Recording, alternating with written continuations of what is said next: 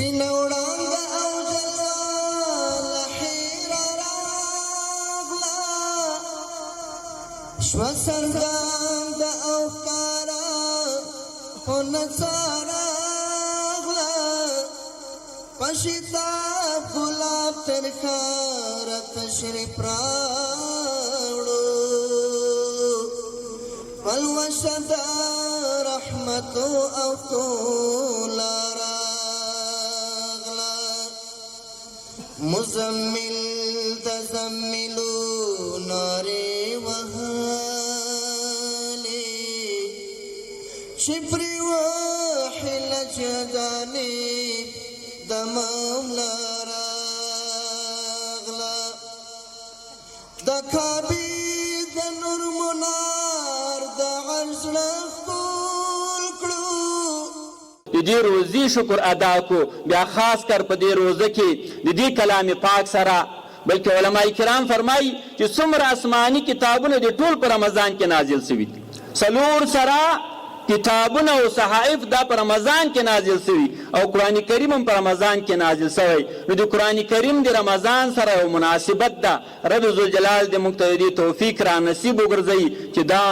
مناسبت موږ په ځان باندې رنګ کو او ځان په دې مناسبت باندې رنګ کو هغه څه چې دوی ځان سره راوړل په افغانانو باندې تپل هغه د افغانانو دپاره د یوې لحظې دپاره هم د منلو خو څه کوي نو دلته که چېرته دا کتاب الهي موجود نه نو بیا خو به هر څه ته چې زه نفیه ځکه دلته دا افغانستان او هغه توپان کوم چې راغی د دې د مخنیوي هېڅ بظاهر په دې مادي دنیا کې څه وسایل نشته خو قرآن کریم بیا په دې کې څه ویلي دي چې تاسو د نجات لاره لرئ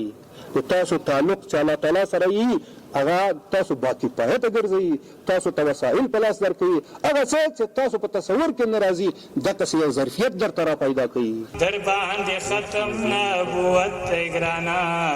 الله درکړی ستر عزت دی ګرانه ته د بې شمېره امتیانو پیغمبر نبی خیر البشر نبی خیر البشر تمو امام تمو پیشوا تمو رهبر نبی خیر البشر نبی خیر البشر ستاد وطن ارمان لرما جانان کلا بدر زما ستاد وطن ارمان لرما جانان کلا بدر زما د ظاهر د سترګو تورې معتبر نبی خیر البشر نبی خیر البشر تمو امام تمو پیشوا تمو رهبر نبی خیر البشر نبی خیر البشر و انبیاء کی لټولو نبی بهتر نبی خیر البشر نبی خیر البشر نبی خیر البشر نبی خیر البشر